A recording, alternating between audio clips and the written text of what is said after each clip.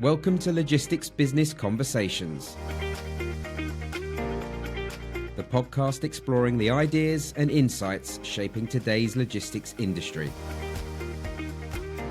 Featuring leading voices from across the sector, we examine key trends, emerging challenges, and the innovations driving the future of supply chains.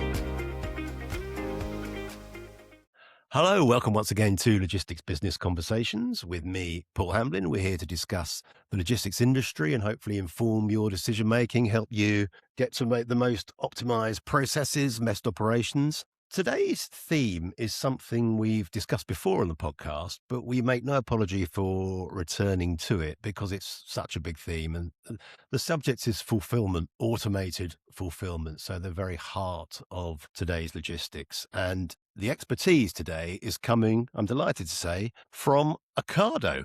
And I'm joined by Jamie Spencer, who is VP Strategic Engagements for Ocado. Jamie, welcome. Thank you very much. Very nice to be here. It's great to have you. Now, let's begin. There's the obvious question, especially for our listeners and viewers in the UK. We're talking intelligent automation and you're talking about Ocado. Full disclosure, well, I think me at home, my family, we've been customers of Ocado grocery for almost since it started, 20 Fantastic. years. And we love it. I've got to say, we are advocates for Ocado. Good. We love it.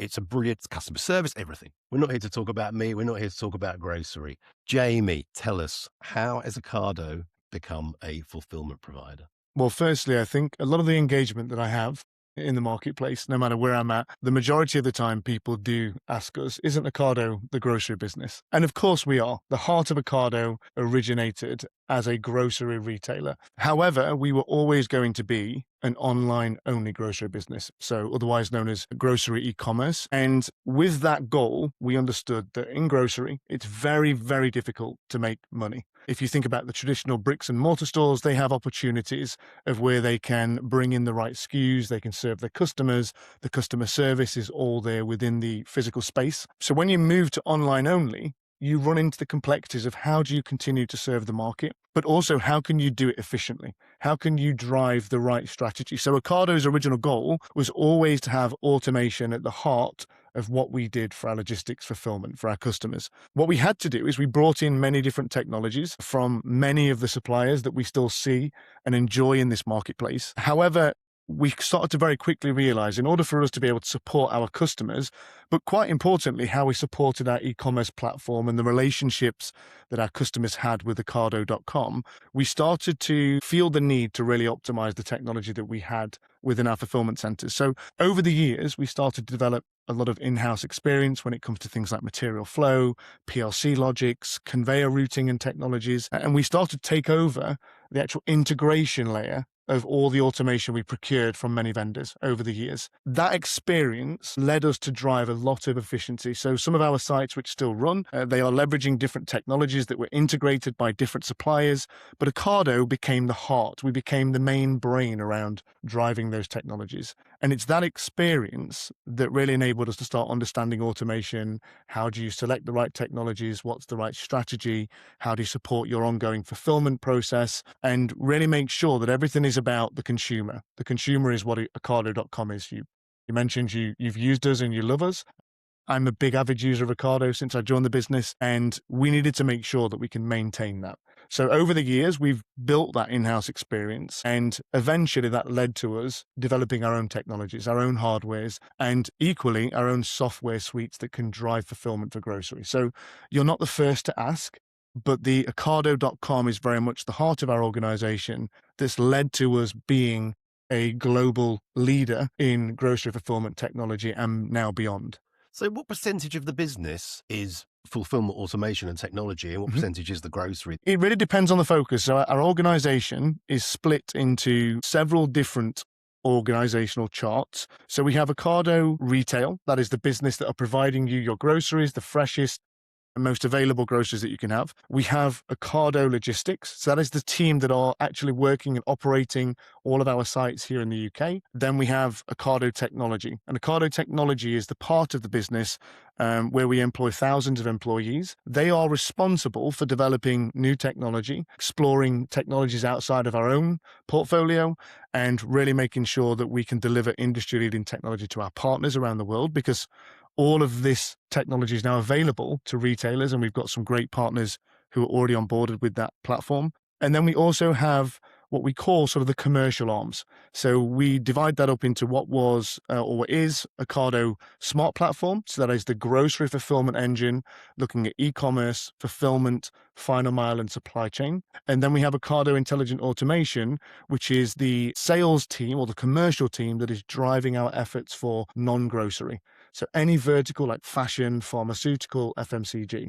So we have a quite wide array.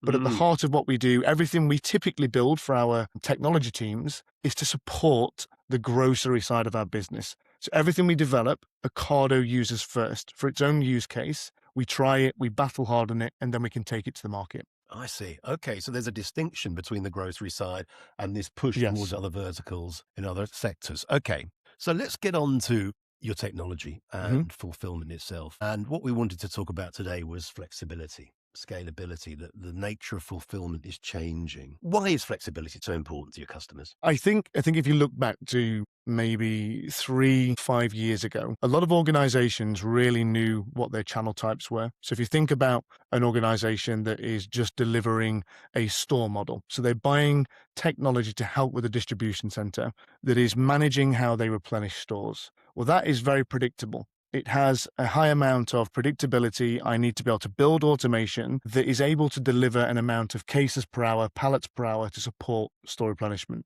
If you think about now retailers and how they're operating, is they are very much becoming multi-channel businesses. So they have their retail arms, their stores, their physical stores that people will go and shop at. But they have developed an e-commerce proposition because we know that a lot of the world is very digitalized these days. And 5 to 6 years ago, that was very easy for companies to start to manage how they invest in automation. Whereas now, the market and the consumer behaviors change all the time. So flexibility becomes a core driver in which technology you might select, depending upon where you are in your journey, depending upon where you are in your strategy. That flexible approach gives you either time. It can enable you to pivot quite quickly. It can also allow you to start controlling other influences that might not be within your control. So having a flexible logistic strategy really starts to build business resilience and business continuity in the long term. Okay, so let's get to the heart of it.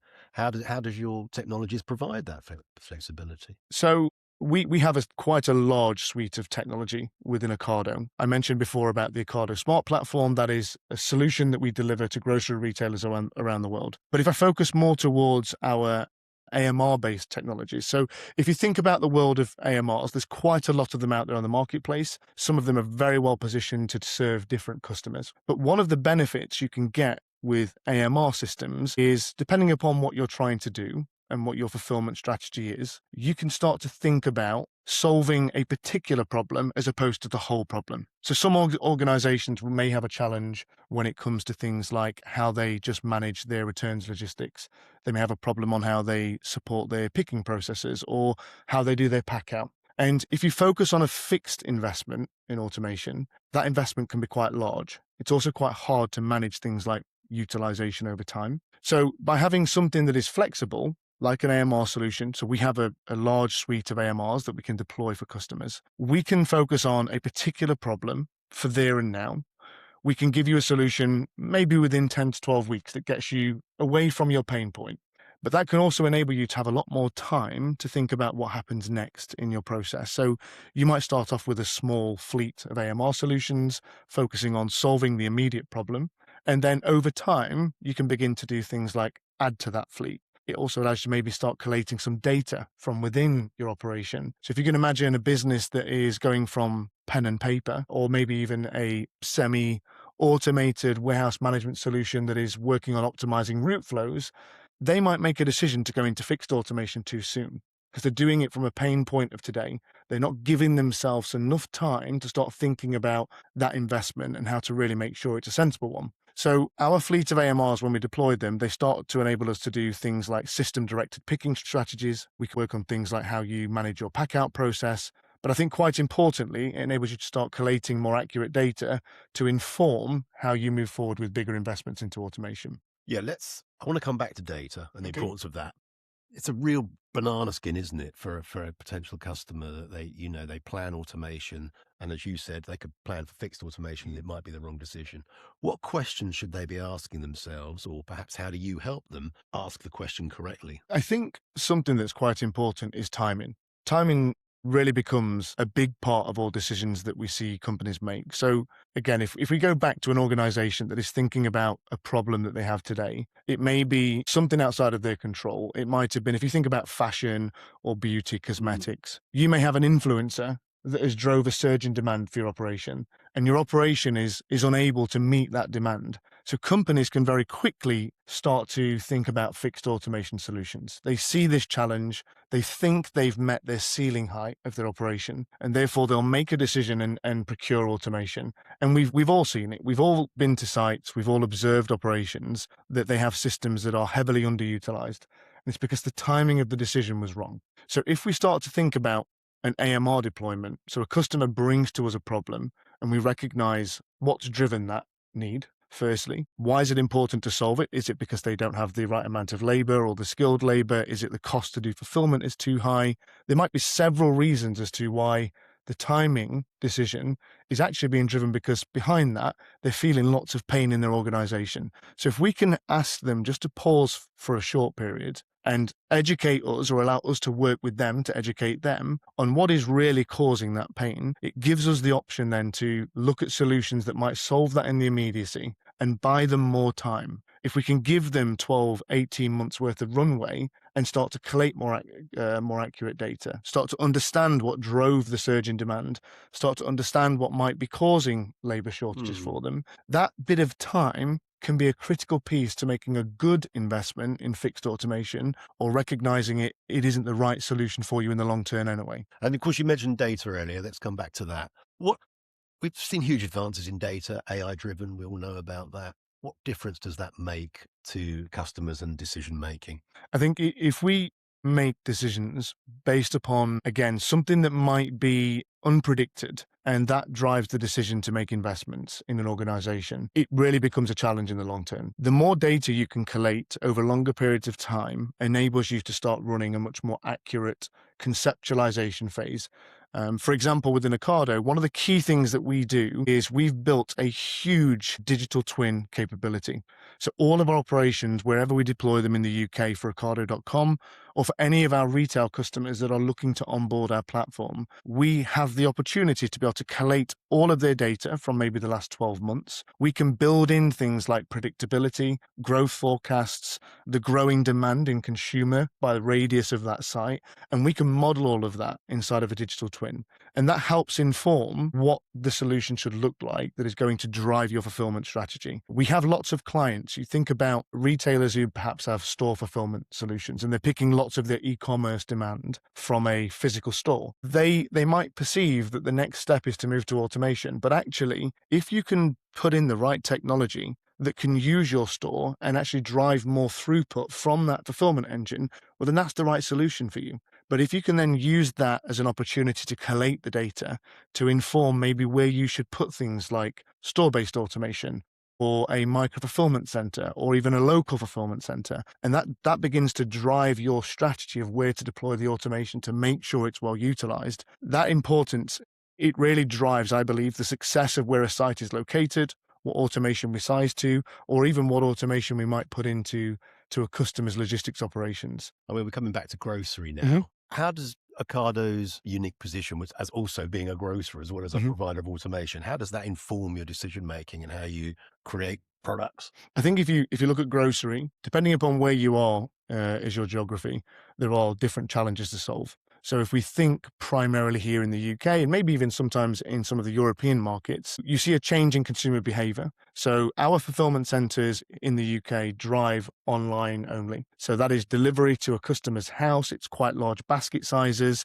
We do have our immediacy proposition. So we have our Zoom facilities here in the UK. Zoom is essentially a courier network delivered to your house within 30 minutes. And if you try and drive those kind of mission types from one large fulfillment center, you may not have the right solution for you. So we need to understand in grocery what's driving your growth in e-commerce, whether it's pickup, whether it's immediacy via aggregators, think of like DoorDash and Instacart, Uber Eats, people, or Deliveroo here in the UK, is the majority of your growth coming through smaller basket sizes, or is your growth coming from next day deliveries? So every grocer that we engage with, we need to really understand what their fulfillment process looks like. What is their order profile built up from? And all of that really starts to drive and inform how we might comprise our solutions.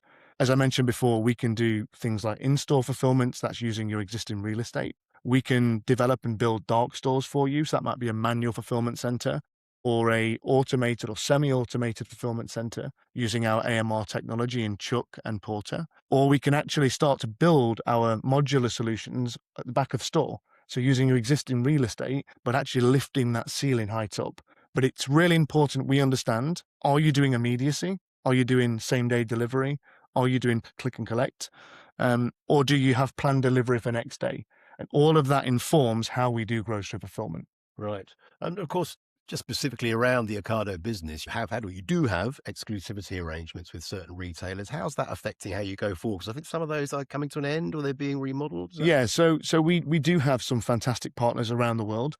We operate in pretty much most major regions where e-commerce grocery is high. But yes, we started our partner agreements in 2017. We started to bring our technology to the market, to grocers who really liked the profitability Ocado could deliver, our unit economics. So we measure everything around units per labor hour. So how much throughput can I do based upon all the labor it takes to do that amount of picking wall to wall? So we look at the total fulfillment process, and that was very attractive to lots of partners around the world.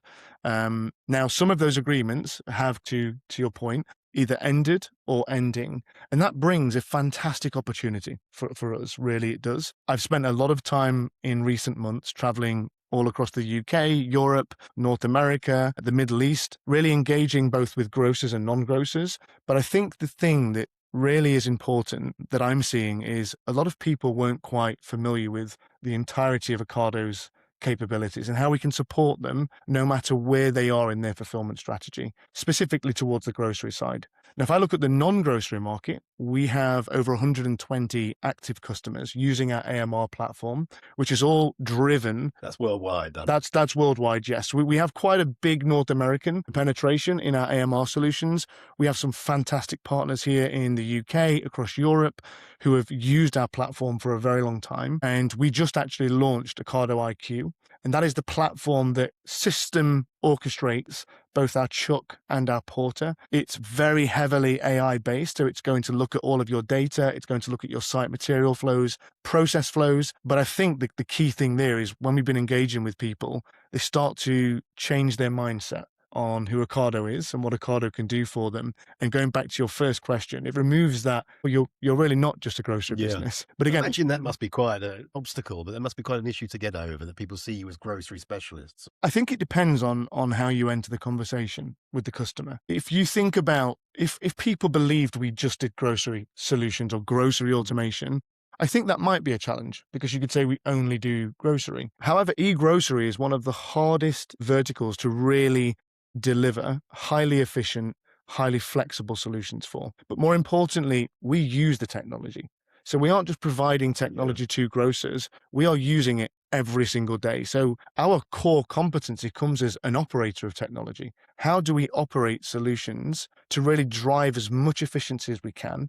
How can we inform the direction of our technology business, whether that be through our own R&D, or it might be which companies we should work with, or even maybe acquire in time? Operator knowledge is what informs the technology business, and therefore the technology business develops solutions that can address those challenges head on. So if you reframe it and say to the customer, okay, we have solutions that support grocery, but actually all of those are driven by us being operators, understanding how to drive fulfillment centers with the highest level of efficiency and have a very close feedback loop with the tech business. And that starts to appeal to businesses pretty well. They don't just see us as technology, they see us as somebody who can provide them a platform. So that might be the software, it might be the front-end e-commerce engine, it might be how they manage their final mile.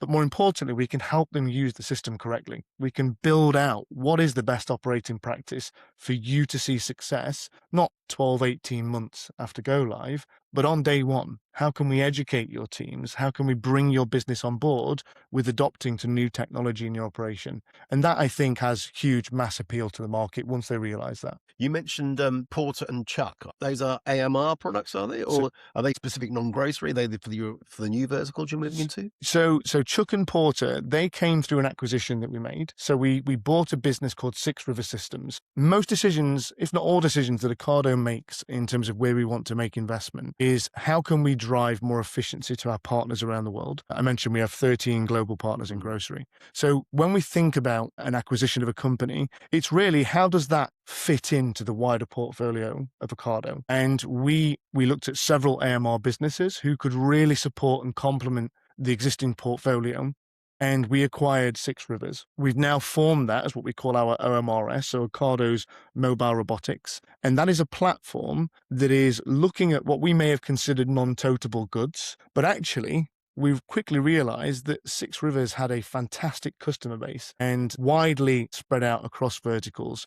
In fashion, healthcare, beauty cosmetics. We even have quite a large application in reverse logistics for shoes. We do medical services, FMCG, but they are a system-directed platform. So if you can imagine a manual warehouse, which is what we see very commonly across most geographies, what they normally do is they'll have a warehouse management system that is receiving their orders. They will then release the orders to the team within the warehouse, and they have two options. Either they're a pen and paper business, so they'll just have orders being populated and they'll just pick orders at random. It's then placed onto a trolley, and then usually a operative will walk up and down warehouses without much intelligence.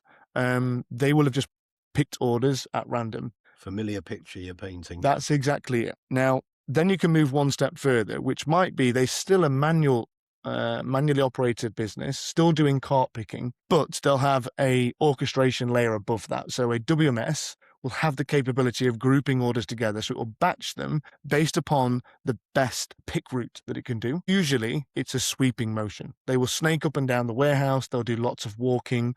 So the problems that we're able to solve with system-directed AMRs, certainly with our Ocado IQ solution as well, which is the main software orchestration layer for both of those technologies. What we do is we will essentially receive the same orders from the warehouse management system or the ERP, but the Ocado IQ will look at where are all of those individual SKUs from this huge order pool. And it will batch them together based upon the highest commonality that it can achieve by visiting any location in the warehouse, because it doesn't need to snake up and down. Once the orders have been put onto the batch, Chuck will meet the operator at the end of a rack, and the operator is no longer responsible for walking from where they load the orders over to the first pick. What they do instead is they will meet Chuck or Porter, they'll scan the system, and then Chuck and Porter will tell them where they need to walk. So they're no longer pushing the heavy trolley, so we don't get the fatigue factor you may see. And instead, they will visit a series of locations where the highest commonality can be achieved for the orders on that Chuck or Porter. But now they might be a long distance that I need to walk, that normally with a manual trolley you would do. And if Chuck determines that actually it's more efficient if I was to just have the associate decouple from me, and I will go and meet another associate in another zone. So the long walk that we previously did is now removed. Chuck will now autonomously drive to the next location and meet a new associate. So we're removing the long walk. We're dynamically looking at where are the picks? How do I get the most out of the associates that I have within the area? Chuck will drive to the outbound packaging area and meet the packaging team or the team responsible for consolidation. So that platform is really driving efficiency in it's reducing the amount of walking distance. It's also providing a highly dynamic batching process because I no longer care about where the orders are located or what SKUs because Chuck is responsible for that. And actually what we've seen is it removes a lot of uncertainty in warehouse flows, where to apply your labor, where the heat maps are in warehouses, and also the congestion you might see at the building up of the order or at the packaging zone. I mentioned in Ocado, we develop a lot of things for our own use case. And we had a necessity in our inbound process to do things like A to B location moving of pallets. So once we receive a pallet, I need to take that over to a decanting station. And Porter was designed to drive from the marshalling zone to a decanter, drop off a pallet. But then understanding that Chuck has already got all of this logic built into it, we can do things like dynamic zone pick, as I just described. And we're also developing lots of new functionality across the platform with Ocado IQ. We've got several new developments coming through that our customers have asked us specifically to look at for them, which we can talk about in more detail throughout this. Yeah, sure. So what I'm getting is that you're moving away from what we would traditionally associate with the grid system to more flexible systems. All decisions that we inform for a customer are always built as we go back to data-driven decisions and making sure that when we're looking at the strategy for the customer, we aren't just looking at their immediate problem. We're thinking about what challenges they have throughout the year, what growth they're planning on, but also are they introducing new processes? It's not that we're moving away or moving to any one technology. It's actually that Ocado has the capabilities, despite what your process is, despite what your logistics strategy may be, or what your challenges are. We have an entire solution suite that when you engage with us, we can make sure that that data is going to inform what solutions we put forward. And it might actually be a combination of many technologies. Key question that customers will ask, of course, is how expensive are you? How competitive are you on price? What sort of ROI can I expect? And I know that every project is different, so it's hard to say. If I go back briefly to the Chuck and Porter solutions, we can provide what we call a base fleet. So a base fleet is, I look at the customer's profile throughout the year, and they might be doing 1,000 lines an hour. But at peak, on a peak month, peak day, they're doing 2,000 lines per hour. If you think about the return on investment strategy, if I did invest in fixed automation designed towards my peak, so when we say fixed, we talk about, yes, cube-based solutions, we talk about shuttle systems, mini loads. There is a wide variety of technology that falls into what you might consider as fixed automation. Robotics technology is what the AMRs are. So if I thought about designing a grid-based system for the peak hour, that means I would be running at 50% utilization throughout the year. If I personally approached my CFO and said, I'm only going to use this half as much as it can do, but I need you to give me the investment for doing peak, I'd expect I'd be told no very quickly. So we have to make sure when we work with our clients, is there a combination of technologies that we could maybe integrate across different vendors or within our own portfolio? If it's Chuck, I could give you a base fleet, let's say it was 30 robots to do your 1,000 an hour on an average day, but then I can give you what we call a flex fleet. So that is a fleet of robots that might sit on your site throughout the year, but they're positioned there to enable you for slight fluctuations. It might be you have SKU proliferation that's coming in, and you do have some variable performance. So we can give you a flex fleet that you only pay for as you use them. And then we can also give you a peak fleet. So as long as we know when your peak is going to be, we can ship those robots to you. You may have them on site, depending upon how many customers we have in and around the region pulling from a fleet of robots. But you're only then paying for them for that 1 month of peak. So all of a sudden... All deployable quickly? All deployable. We can just turn them straight on. So within the Ocado IQ, all we need to do is just say, Chuck, 41 is now active, and it would just immediately be integrated into the fleet that you have, into the workflows you already have built in. But that supports a business's return on investment strategy if you think about just AMRs only. I once heard an analogy, I wish it was my own, but it isn't, and I love it. The difference in fixed automation, like a shuttle or a grid-based system, is like going to a destination that you know where you're going, so therefore you jump on a flight.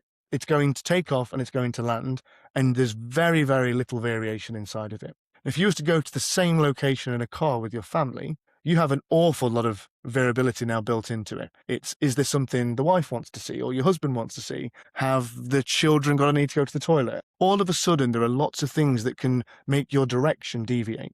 And if you think of those two processes, if I know what I'm doing in terms of my throughput, or what my channel types are and my basket size are, and they're very, very predictable and they're very stable, then fixed automation is the way perhaps for you to go, because you know what your growth's going to be. You've got historic data that can inform your design. If you have found there are things outside of your influence, so It might be that, let's look back to things like COVID, and I want to try hard not to go into the negative things, but there were peaks in businesses because everyone turned online. Everyone had to start consuming their product, their goods, their services all online, and that created a lot of demand for companies. A lot of companies invested in automation at the wrong time, fixed automation at that point, and therefore now we're seeing lots of solutions that are underutilized or being provided to other businesses.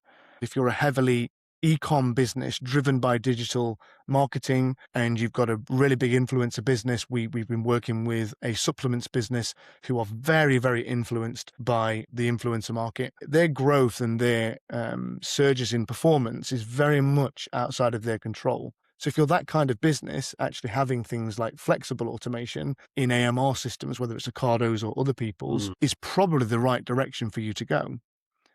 Although, back to your point on ROI, you may have part of your business that is very predictable. Oh. There is a general range that you're doing very frequently.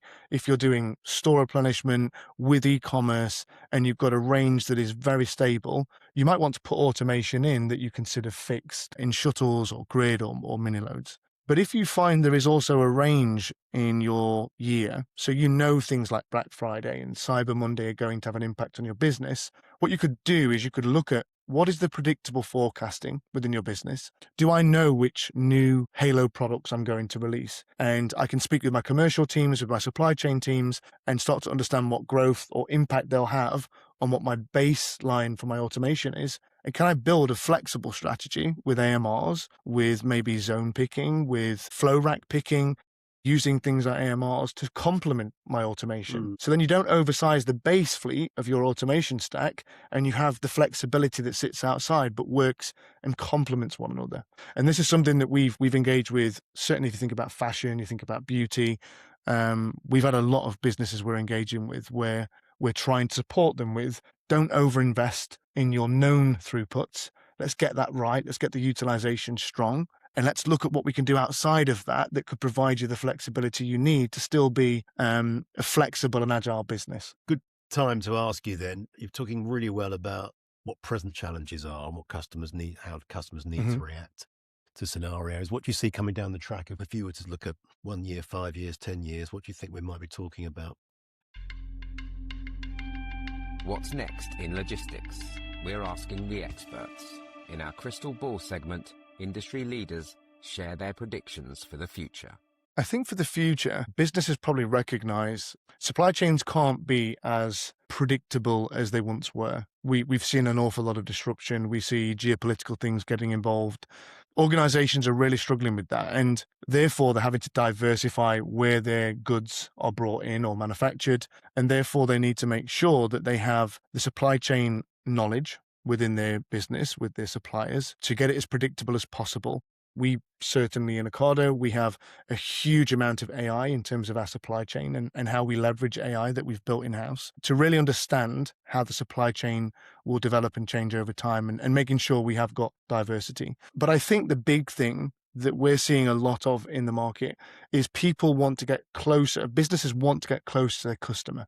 The closer I am to my customer, the more personalized the shopping experience is, whether that's in fashion retail, whether it's in grocery retail. If I can make that customer and consumer feel like I'm nearby to them, even in an e-commerce proposition. So, same day delivery is almost mandatory now in some markets. You go back to 5 years ago, it was always the next day or even beyond that period. And the consumer demand and the behaviors and what they expect is changing quite rapidly. So I think organizations need to think about how they can build logistics and fulfillment strategies that are going to enable them to, one, be flexible, two, really serve their customers well, and select partners from the marketplace that understand the challenge of that, understand that therefore I can't deliver things that are always big scale automation because I can't put a big distribution center next to my house just to serve Jamie, nor could I put a sort of semi-automated system that is going to give me a delivery within 3 days because I wouldn't accept that, or my wife certainly wouldn't accept that. I think being close, being flexible and having the right technology to serve those customers is something that businesses really need to make sure they get a good grasp on over the next 12, 24 months they think about fulfillment. Jamie, thank you. Great point. And thanks for joining us. It's a great, I suppose, moment to wind up for today. No, it's been a pleasure. And I truly appreciate the line of questioning. And hopefully we can get you to one of our centres or your customers and readers to one of Ocado.com as they see us as the grocery business. We can perhaps take them round and show them how Ocado manages its own logistics operations. That'd be great. Well, if you're interested in going around one of Ocado's sites, please let us know and we'll arrange it with Jamie. I know we'd like to. So Excellent. let's talk about that. For now, let's wind up. And I hope you've enjoyed it. Join us next time on Logistics Business Conversations, wherever you get your podcasts. Goodbye.